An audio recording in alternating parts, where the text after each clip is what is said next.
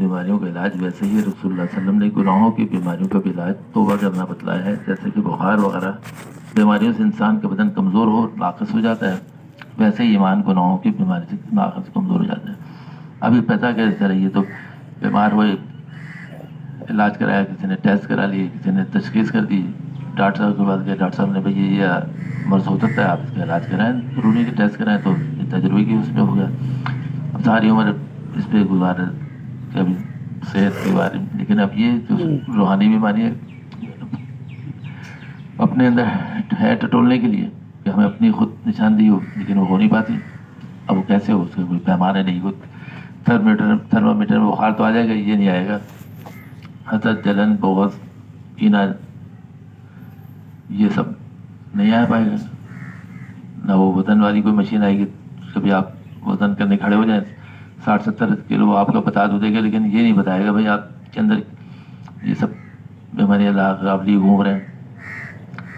حسد اتنی ہے آپ میں, جلن اتنی ہے, تکبر ہے, غصہ ہے, جا نہیں رہا. کوئی وزن کی مشین نہیں بتائے گی کہ اسکن پہ نہیں آئے گا اتنے فیصد آپ ٹھیک ہو گئے. تو یہ کہاں ہے, بس یہ سب نشاندہی کرنے کے لیے گرو نے لکھا ہے کہ بھائی کسی کے پاس پہنچ جاؤ تو ساری ایک ایک کر کے بتا دے گا تمہیں.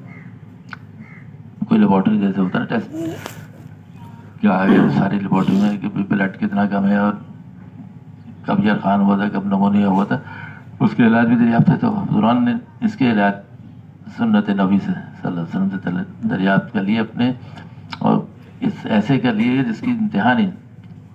ادھر لوگ بیٹھے آ کے ادھر جب دیکھی اور انہوں نے تشخیص کر لیا اور اس کے حل تلاش کر لیا اور ان کو بتانا شروع کر دیا. یہ جب ہوگا کہ وقت کی ہم قدر کریں, بیٹھ جائیں اور اس بات کو سمجھ لیں, اتنا دھیان ہو جائے کہ ہم بیٹھ جائیں اور پوچھ کے اور وہ آگے بڑھتے رہیں.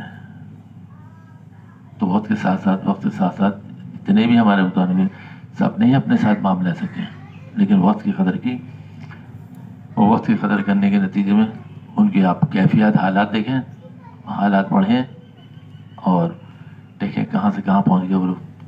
کوئی ایسا وضو اٹھا کے آپ سوالیں دیکھ لیں, آپ عیدیاں دیکھ لیں ڈاکٹر صاحب, اور کیا کیا معاملات ہو گئے. اسی وقت کی قدر کرنے سے جب رمضان آ جائے تو بدلت 5 پارے پڑھنے والے 15-20 پڑھ لیں. ابھی بیٹھے ہیں بھائی محمد حافظ ہیں, اب رمضان آئیں گے, ابھی تیاری شروع کر دیں گے. وقت تو وہی رمضان میں ہے ڈاکٹر صاحب 30 گھنٹے کا ہو جائے گا. ایسا نہیں ہوگا, نمازیں اسی میں پڑھیں گے, روزی بھی رکھ لیں گے, تو وہ وقت کی قدر ہونے کی وجہ سے 5 پارے پڑھنے, 10 پارے پڑھ رہا ہوگا, اذکار بڑھا دے گا, اتنے بڑھا دے گا کہ وہ تھکے گا بھی نہیں, نیند بھی کر رہا ہوگا, کھا پی رہا ہوگا. روزہ کھول کے افطاری میں اتنا ہی ہم کھا پی رہے ہوں گے, اتنی سحری میں کھا پی رہے ہوں گے, لیکن ہمارا دل دماغ بن چکا ہوگا, وقت کی قدر ہو چکی ہوگی. اور یہ ساتھ ساتھ کیا ہو چکا ہوگا, یہ جو ابھی آگے فرما رہے ہیں کہ تمہارے یہ جو جسمانی بیماری کے ساتھ روحانی بیماری کی تمہیں فکر ہو گئی, تو دیکھو وقت کے ساتھ ساتھ کیسی دور ہو جائیں گی. فکر ہو جائے کہ میں جھوٹ بولتا ہوں, جا کے بتا دیا بھائی چھوٹ نہیں رہی مجھ سے. سر دادا نے بے شمار لوگ آتے, سر چیز نہیں چھوٹ رہی, کینا نہیں جاتا, وقت نہیں جاتا, اور نہیں جاتا, اب مجھ سے یہ نہیں چھوٹ رہا. بھائی چھوٹ جائے گا, پریشان ہوں. تم پہلے پریشان ہونا چھوڑ دو, مایوس ہونا چھوڑ دو, دیکھو کم وقت میں تمہاری یہ سب رضائیں تم سے چھوٹ جائیں گی, دور ہو جائیں گی, پاک صاف ہو جاؤ گے, ذہن ایسا ہو جائے گا بالکل ہلکا پھلکا کہ تم پہاڑ تھا اس کو لے گھوم رہے ہو, جس سے تم پریشان ہو کہ حضرت مجھ سے یہ نہیں چھوٹتا. عالم تعلقات میں مجھ سے حسد جلن بھی ہوتی ہے, لوگوں سے کینہ بھی رکھتا ہوں, اور شکایتیں بھی ہوتی ہیں آپس میں, جب بہن بھائی ہو, محلے میں ہو, برادری میں ہو, خاندان میں, اس سے یہ نہیں چھوٹتا کہ میں نے ان سے دل میں ایک دفعہ برا ہو گیا تو دل صاف نہیں ہو پا رہا. بھائی تم نے کوشش کری, تم گئے ان کو دعا سلام کر لیتے, کوئی الفاظ معافی کی کہنے کی ضرورت نہیں, دعا سلام, اس کے بعد تمہارے عام اس گفتگو میں شریک ہو جاؤ. تم جا کے دیکھو, 2 قدم تو بڑھو, پھر دیکھو. اب کچھ وقت کے بعد آئے, 10 سال کے بعد, تو پتہ چلا کہ اتنے خوش ہو, اتنے خوشحال ہوئے اور اتنے ہلکے پھلکے.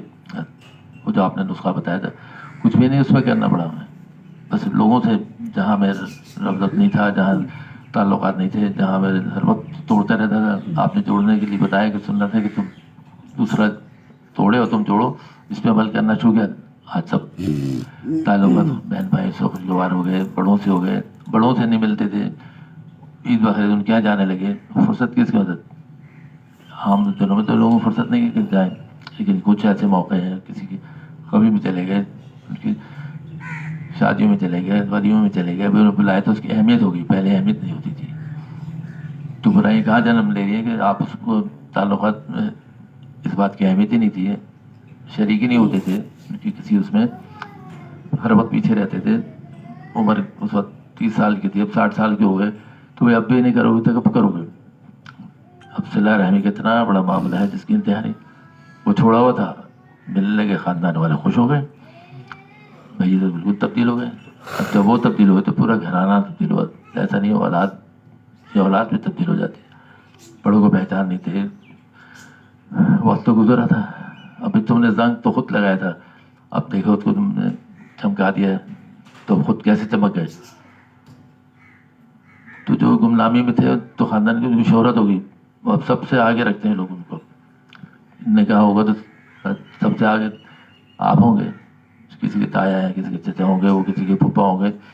ابھی تو ناراضگیوں میں چل رہے تھے, کچھ گمنامی کی زندگی تھی, اور اب سب سے آگے, سب سے پہلے ان کو بلایا جاتا ہے, سب سے آگے بٹھایا جاتا ہے.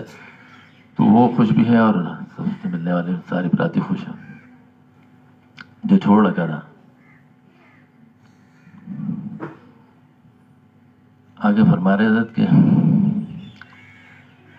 کہ دیکھو دنیا میں 2 قسم کے لوگ ہیں. ایک تو وہ ہیں جو گناہ کی پرواہ نہیں کرتے, تو ایسے لوگوں سے کلام کرنا ہی بیکار ہے. دوسرے وہ لوگ ہیں جو گناہ کو چھوڑ دیتے ہیں, لیکن پھر ہو جاتا ہے, پھر چھوڑ دیتے ہیں, اس کے بعد پھر پاؤں پھسل جاتا ہے, اس پر اسی پریشانی میں عمر گزر جاتی ہے, لیکن پھر بھی وہ گناہ ہم سے چھوٹتا ہے.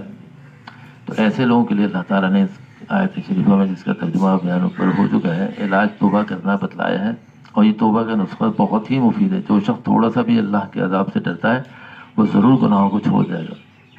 تو حضرت خود بھی ترکیبیں بھی بتا رہے ہیں کہ تم ایسا کیوں پریشان ہوتے ہو, تم ان نسخوں پہ عمل کرنا شروع کرو, اور تم آپ دیکھو تمہاری حالت کیسی نہیں بدلے گی. اللہ تعالیٰ اپنی مہربانی سے بتا دیا ہے کہ توبہ کرنے سے گناہ کی عادت, اس کا تقاضا بدل جاتا ہے. ایک بے محنت بوٹی ہے, اس کے لیے کہیں جانا نہیں پڑتا. اس بوٹی میں بڑی تاثیر ہے, مگر اللہ تعالیٰ کے بتلائے ہوئے علاج کی لوگ قدر نہیں کرتے. صاحب ہو آزما کر دیکھو, تو اگر یہ اثر نہ ہو تو پھر شکایت کرنا. یہ نظر اتنا ناز, اتنا یقین, اتنے آپ دل دماغ بن چکا کہ حضرت جی فرما رہے کہ کر کے دیکھو, کہ جب گناہ ہو جایا کرے تو توبہ کر لیا کرو, اگر پھر ہو جائے تو پھر توبہ کر لو, پھر ہو جائے تو پھر توبہ کر لو. گناہ کے بعد توبہ کرنا لازم. انشاءاللہ ایک دن آئے گا گناہوں کی تمام بیماریاں بالکل نکل جائیں گی. صاحب اللہ تعالیٰ کے بتلائے ہوئے اس علاج کا یہ اثر ہوگا کہ گناہ ساری عمر نہیں چلے گا, کیونکہ یہ ہرگز نہیں ہو سکتا کہ بندہ بار بار خدا کے سامنے توبہ کرے اور پھر گناہ ہوتا چلا جائے. نبی کریم صلی اللہ علیہ وسلم فرماتے ہیں کہ جس شخص نے, مرد ہو یا عورت, ہر گناہ کے بعد توبہ کر لی تو گناہ سے نہ اڑا رہا, اگرچہ اس نے ایک دن میں 70 دفعہ گناہ کیا ہو. سبحان اللہ, کتنی آسان تدبیر بتلائی. جب گناہ ہو جائے پھر توبہ کر لو. مگر یہ بات کہ جب شیطان نے دیکھا کہ توبہ تو یہ تو بڑا تاثیر والا نسخہ ہے, لوگ اس کو برتیں گے گناہ کرنے میں, جو بھی میں نے کوشش کی تھی وہ ساری مٹ جائے گی. تو اس نے دھوکہ دیا اور یہ سمجھا دیا کہ جب توبہ کے بعد پھر گناہ ہو جائے گا تو پھر اس سے ایسی توبہ سے کیا فائدہ. اب اس کو یہ سجانا شیطان نے کیا, لیکن جب تک انسان اتنا مضبوط ہو چکے گا, اس کے دل بن چکے گا, تو توبہ پہ آ جائے گا قدر یقین, تو پھر وہ اس کی چالوں میں نہیں آئے گا.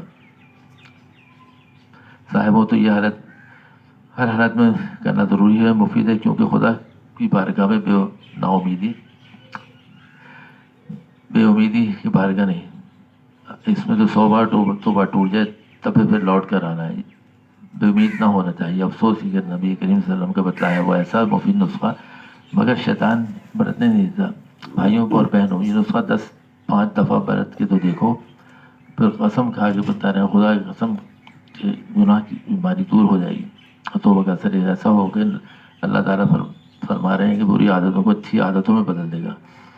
پھر تو ایسا دل بن جائے گا کہ اصل تو دل بننا ہے, کہ دل بنایا جا رہا ہے کہ تم اس پہ تم آ نہیں رہتے، تو تم آ گئے، پھر دیکھو اس کا اثر کیا ہوگا. اللہ، جس طرح نبی کریم صلی اللہ علیہ وسلم نے بتایا کو ہم کو بتلائی کہ پہلے وضو کو اور 2 رکعت نماز نفل پڑھو، پھر خوب دل لگا کے شرمندگی کے ساتھ اللہ تعالیٰ سے معافی مانگو، وعدہ کرو پھر ایسا نہیں کرو گے، بس فارغ ہو جاؤ وغیرہ. وہ گناہ پھر ہو بھی جاوے، اس کے بعد دیکھ لو پھر وہ گناہ کی بیماری کس حد تک دور ہو جائے گی. کیونکہ جب کوئی اس کی بیماری کی پابندی جب کوئی اس کی پابندی کرے گا، جب گناہ ہو جاوے، ہر دفعہ گناہ کے بعد توبہ کر لیا کرو. شیطان اس عمل سے عاجز ہو جائے گا اور خود بخود پیچھے ہو دے گا، تو وہ بھی عاجز ہو جاتا ہے.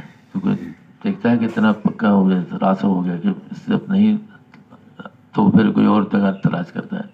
ایسا نہیں کہ پھر وہ ساتھ لگا رہے، وہ تب تک ساتھ لگا رہتا ہے جب تک انسان غافل رہتا ہے. تو فرمانے کہ تم اس کو اپنے پاس سے ہٹاؤ، اس کو بھگاؤ، دفع کرو. اور نسخہ کیا بتا رہے ہیں جی، بار بار پھر توبہ ٹوٹ جائے پھر کر لو، پھر کر لو، آخر میں عاجز آ کے وہ بھاگ جائے گا. اور پھر وہ پناہ مانگے کہ بھائی اب یہ قابو میں نہیں آ رہا. اس کے پاس ہتھیار آ گیا توبہ کا، اور وہ اتنا بڑا ہتھیار ہے کہ وہ بس چلا اور اس کی شامت آئی تو وہ منہ پہ اپنے خاک ڈال کے پھر بھاگ جائے گا. پھر تو پاس ہی نہیں آئے گا. یہ حکمت توبہ کرنے والوں کی، جب شیطان پیچھے چھوڑ دے گا تو ہر بات تو ظاہر بات ہے کہ اچھے کام ہونے لگیں گے. قرآن و حدیث میں اچھی طرح ثابت ہو گیا کہ جب گناہ ہو جائے اس وقت توبہ کر لیا کرو. کیسے سستی اور آسان بوٹی، کتنا بآسان نسخہ ہے. اگر اب بھی کوئی اس کو نہ برتے تو یہ سمجھاوے گا اس کی قسمت ہی پھوٹ گئی، اپنا علاج ہی نہیں کرنا چاہتا، خدا کی پکڑ سے نہیں ڈرتا. اللہ